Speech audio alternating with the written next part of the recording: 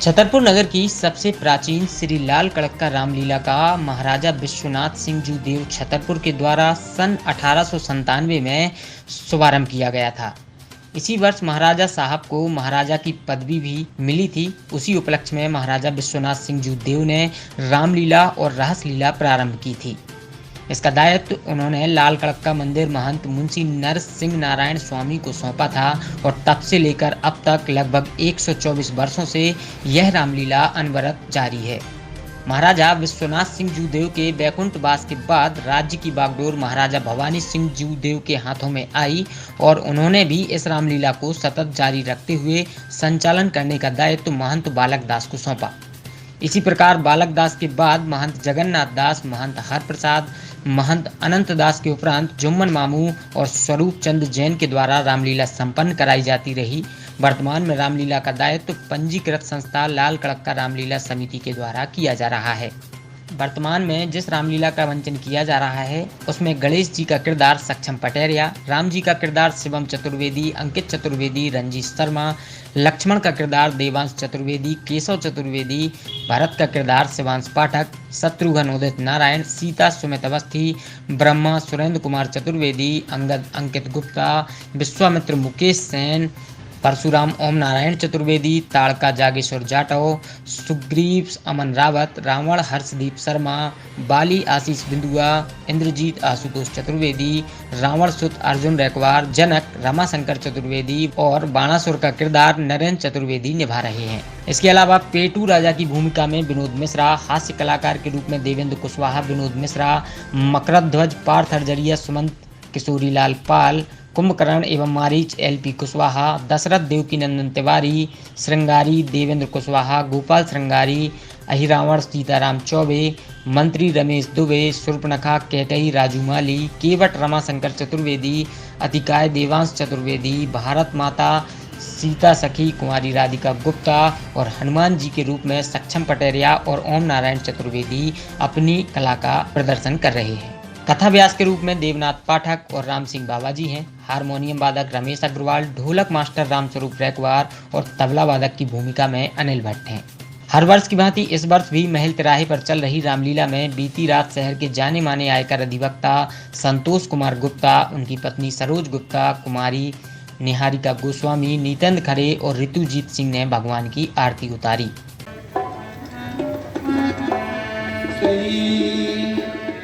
रामचंद्र भगवान की है आरती, पापियों को पाप से निकालती।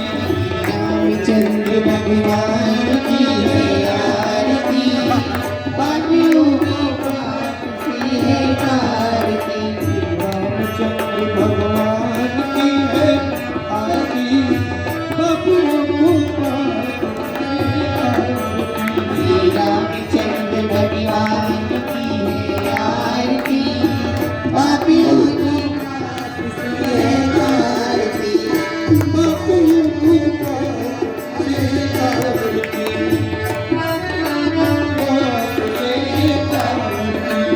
रामचंद्र भगवान की है आरती, रामचंद्र भगवान की है आरती, पापियों को पाप से निकालती। रामचंद्र भगवान की है आरती, पापियों को पाप से निकालती। वनवासी श्री राम की है आरती, वनवासी श्री राम लखन की आरती, पापियों को पाप से निकालती।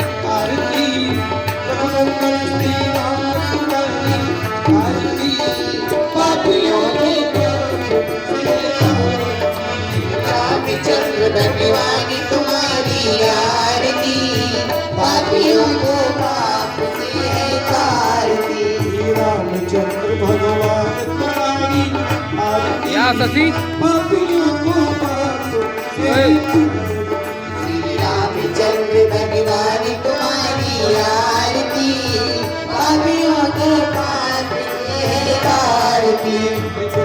जन श्री राम तुम्हारी आरती, पापियों को पाप से आरती। श्री रघुनंदन श्री राम तुम्हारी आरती, पापियों के पाप से आरती। भगवान तुम्हारी आरती, पापियों को पाप से आरती। इस मौके पर आयकर अधिवक्ता संतोष कुमार गुप्ता ने कहा, उनके चरणों में मैं सादर प्रणाम करता हूँ और यहाँ पधारे सभी राम भक्तों को भी मैं सादर प्रणाम करता हूँ और जितने अपने इस रामलीला समिति के हमारे सम्माननीय आदरणीय कलाकार हैं उनको भी मैं सादर प्रणाम करता हूँ। यहाँ की जो समिति के समस्त संचालक बंधु हैं जो इतनी मेहनत और प्रयासों के साथ इस रामलीला को विगत सैकड़ों वर्षों से संचालित करते आ रहे हैं, उनको भी मैं सादर नमन करता हूं। और अभी मुझे जैसा कि ज्ञात हुआ है ये 124वीं साल है। 124 साल से लगातार रामलीला का मंचन इस मंच के माध्यम से हो रहा है। ये हमारे छतरपुर के लिए बहुत ही गौरवपूर्ण बात है। अगले वर्ष 125वीं जयंती होगी, एक तरीके से हमारे इस रामलीला की 125वां साल होगा और हमारे आयोजक गणों ने जैसा कि बताया है कि बहुत ही भव्य तरीके से 125वीं साल में यहाँ पे सब कुछ किया जाएगा, बहुत ही विशाल ढंग से। मैं इस रामलीला कमेटी को, रामलीला समिति को बहुत बहुत शुभकामनाएं प्रेषित करता हूँ। ये हमारी परंपरा जो विगत 125 सालों से चली आ रही है आगे भी अनवरत हमेशा चालू बनी रहे और अपनी सनातन संस्कृति इसी तरीके से आगे बढ़ती रहे। जय श्री राम, जय प्रभु श्री राम की जय हो। इसी तरह कुमारी निहारिका गोस्वामी बोली, बोलना चाहूँगी रामलीला समिति को, उन्होंने मुझे बुलाया यहाँ पे आरती में सम्मिलित किया और मुझे आरती करने का मौका मिला। मैं बस इतना कहूँगी कि यहाँ जो कलाकार हैं वो सभी लोकल कलाकार हैं जो 2 महीने से प्रैक्टिस कर रहे हैं और यहाँ पे रामलीला समिति को यहाँ पे अपन को प्रदर्शन कर रहे हैं, तो उनके लिए जोरदार तालियाँ, प्लीज़ आप तालियाँ बजाएं उनके लिए, क्योंकि बहुत मेहनत के बाद मैं भी जिस फील्ड से हूँ मुझे पता है इन सब चीज़ों में बहुत मेहनत लगती है, बहुत वो करना पड़ता, प्रैक्टिस करनी पड़ती है, उसके बाद ही हम परफॉर्म कर पाते हैं सबके सामने। तो उनके लिए बहुत ज़्यादा तालियां मैं तो बजाना चाहूँगी, आप बजाना चाहूँगी। तो बस इतना कहूँगी कि अगली साल जो 25 एनिवर्सरी बनने वाली है यहाँ पे बहुत अच्छी होने वाली है, तो इस साल तो आप आनंद लें, अगले साल भी आएँ और आनंद। जय श्री राम। नीतन खरे ने कहा, बोलिए सियावल रामचंद्र की जय, माता जानकी की जय, पवन सुत हनुमान की जय। श्री श्री 108 लाल कड़क्का रामलीला के यहाँ के सभी उपस्थित समिति के सदस्यगण और हमारे भक्तजन जो आज हमारे बीच में यहाँ पर उपस्थित हैं, सभी को सादर प्रणाम करते हैं। आप लोग इस रामलीला में जो जुड़े हुए हैं और रामलीला का आनंद लेने के लिए प्रतिदिन यहाँ पर आते हैं। हमारे यहाँ पर उपस्थित हमारे श्री श्री 108 रामलीला लाल कड़क्का रामलीला के हमारे सदस्य गणों के मैं वही आभार प्रकट करता हूँ कि आप इस रामलीला को विगत कई वर्षों से जीवित रखे हुए हो। आज इस रामलीला को 124 वर्ष पूरे हो चुके हैं और 125वां वर्ष गांठ हम लोग बड़े हर्षोल्लास के साथ अगले वर्ष मनाएंगे। ये महाराजा हमारे यहाँ के महाराज श्री भवानी सिंह जी द्वारा की देन है कि उन्होंने इस रामलीला का नींव रखी और इस रामलीला का मंचन करते हुए बड़ी ही हर्षोल्लास के साथ आज हमारे बीच में यहाँ कलाकार यहाँ उपस्थित होते हैं। सभी कलाकारों को मैं प्रणाम करता हूँ और भगवान राम के चरणों में सत नमन करता हूँ कि वह प्रत्येक व्यक्ति को सद्बुद्धि दे और उनको आगे बढ़ने की प्रेरणा दे। वैसे तो कहा जाए तो भगवान राम का ही चरित्र है जो जिसके जीवन से आज हम लोग अगर सीखना चाहें तो प्रत्येक व्यक्ति कहीं भी अपने जीवन काल में दुखी नहीं रह सकता। भगवान राम ने मर्यादा पुरुषोत्तम के साथ अपने जीवन में प्रत्येक व्यक्ति को इस दुनिया में इस धरती पर जन्म लेकर यही सिखाया है कि हमें दुख में रहकर भी किस प्रकार सुखी रहना है, हमें कष्टों में रहकर भी किस तरह खुशहाल रहना है।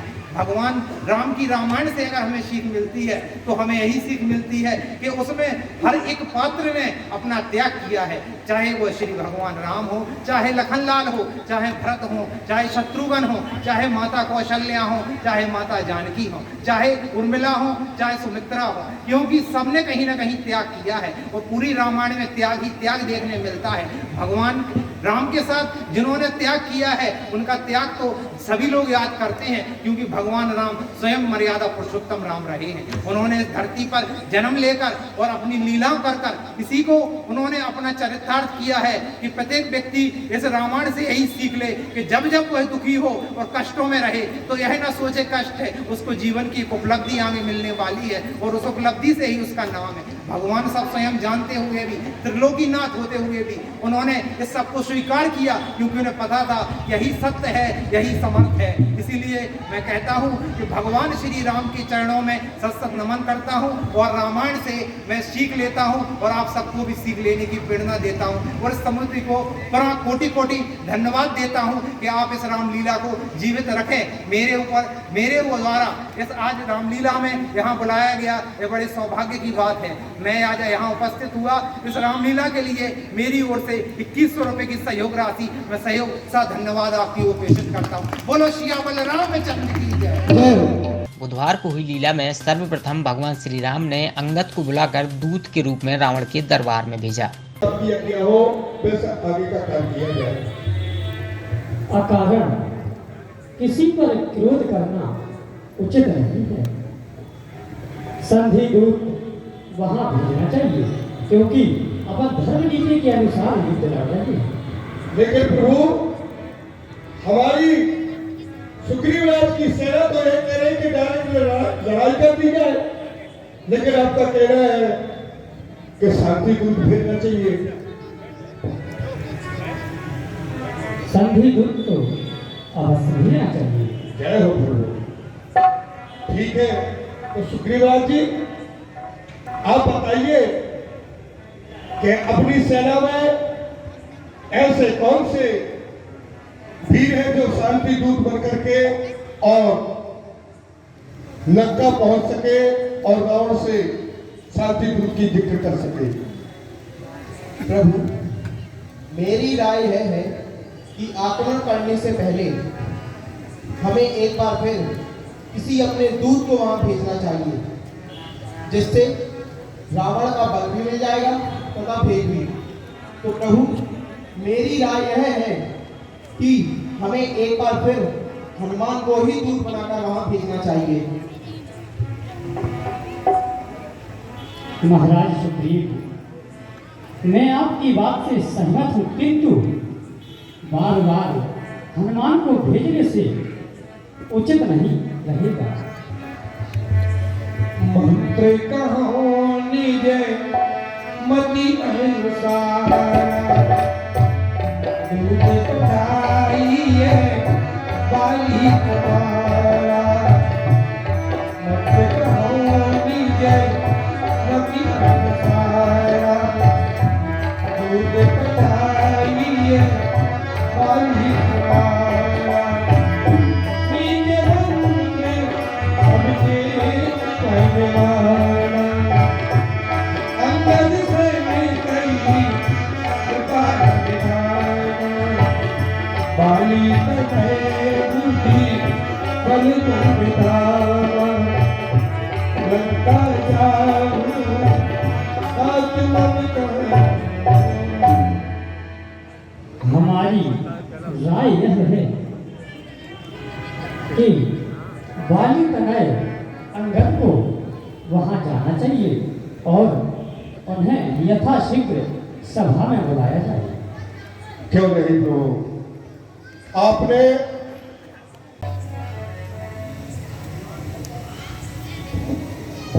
हे वाली तनय, अंगद तुमको हम पुत्र समान समझते हैं। अनहोनी के डर होने से लंका में तुम्हें भेजने से डरते हैं। संधि दूत संधि जाकर सब झगड़ा निपटाते आना, जब आते आते ना माने तो कुछ बल भी दिखला दिया। प्रभु, जिस पर आपकी कृपा हो उसे लेस मात्र भी संकट नहीं हो सकता।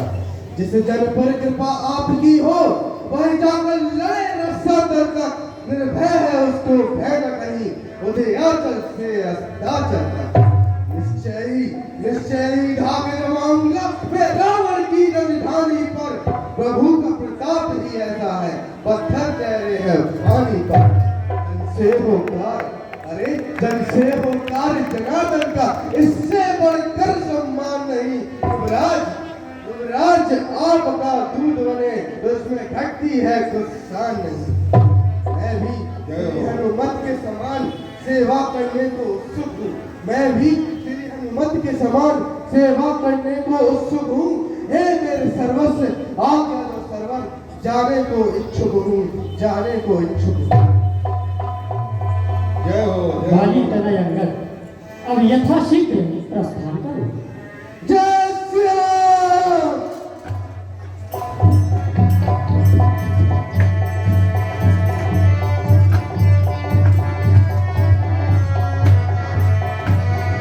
इसके बाद अंगद रावण संवाद हुआ और अंगद ने दरबार में अपना पैर जमाया, जिसे कोई भी हिला नहीं सका। जानकी प्यासी है, अब ना को कर पाएगा तो कल कभी नहीं पाएगा। रात की पापों का बदला कर आज नहीं कर पाएगा। असलों के गुण गाता है, यह तेरा धोखा है, छल है। हो न अंधे इस कदर तुम मोह के जंजाल में, एक दिन पड़ना पड़ेगा काल के जाल में।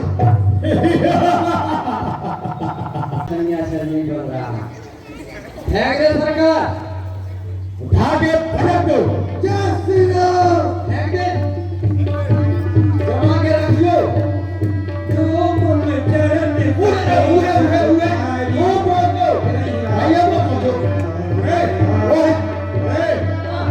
कहाँ देखना है? वो है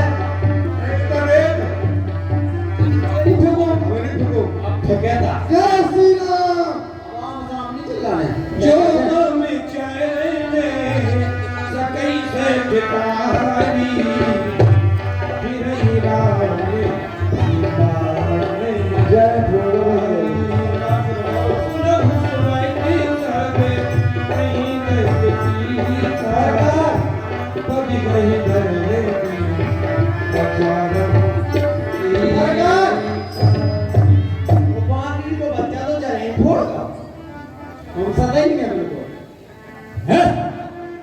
कैसे निकम्मे हो?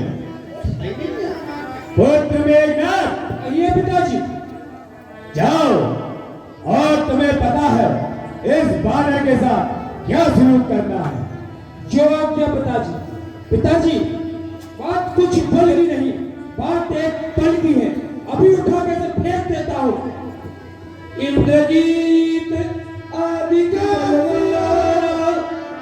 हरसी उठे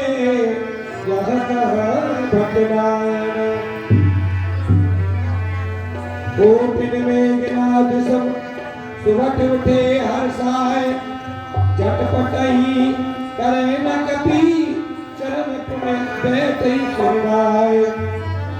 घूम न झाड़त कपि चरण देख दुर्गुण भाग, कोटि विघ्न ते सप्त कर मन जीवनी न त्याग। बल देख सकल ही हारे, उठा आप अभी उठा आप सबके संचारे। कहते चरण कही बार तुम्हारा मन पट गए और पुकार। यह कोई माया है या तुम लोग सच में वीरता खो बैठे हो? अब मुझे ही कुछ करना होगा।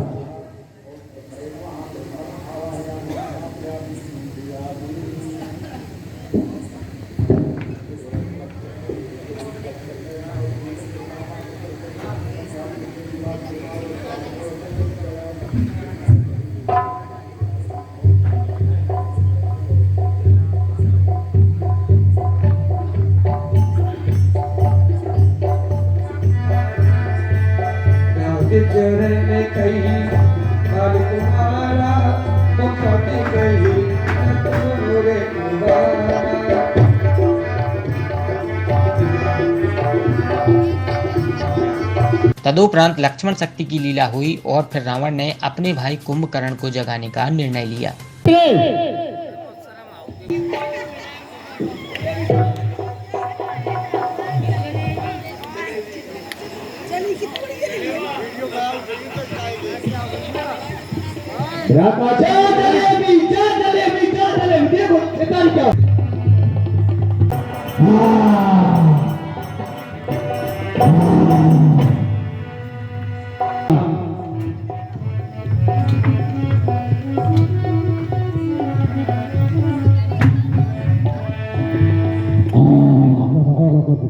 कुंभकर्ण, तुम इतने कायर कब से हो? क्या अपने भाई की मदद नहीं करोगे?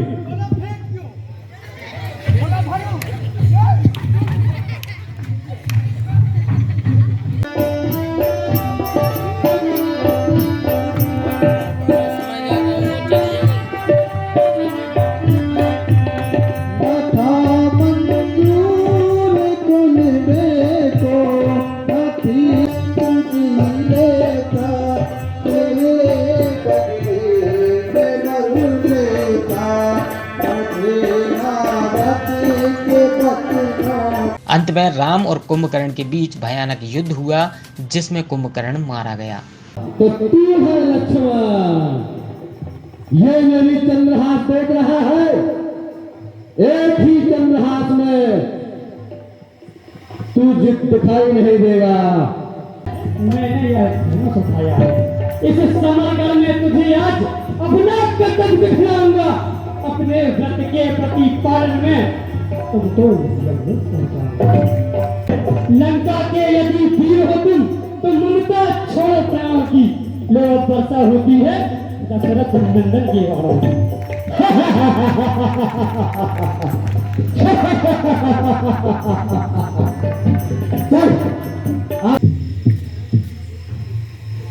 हे बालक, क्या तुम ही अवधपति हो? तुम ही रघुकुल नंदन हो? रावण से वैर करने वाले क्या तुम ही